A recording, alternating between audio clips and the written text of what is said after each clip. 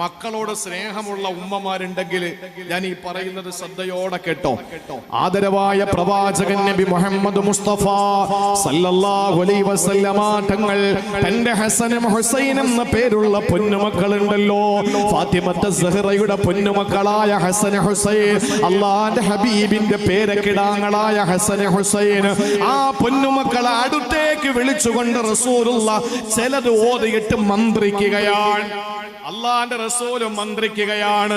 പ്രിയപ്പെട്ട സഹോദരിമാരെ, ഇത് സാക്ഷാൽ ബുഖാരിയിലുള്ള ഹദീസ് തന്നെയാണ്. അള്ളാന്റെ റസൂലും മന്ത്രിച്ചു.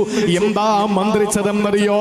ഹസൻ ഹുസൈൻ എന്ന പ്രിയപ്പെട്ട പേരമക്കളെ അടുത്തേക്ക് വിളിച്ചിട്ട് അള്ളാന്റെ റസൂലും മന്ത്രിച്ചത് എന്തു പറഞ്ഞിട്ടാണെന്നറിയോ? അഊദു ബികലിമാത്തില്ലാഹി തമ്മാ മിൻ കുല്ലി ശൈത്താനിൻ വഹമ്മാ വമിൻ കുല്ലി ഐനിൻ ലാമ്മാ.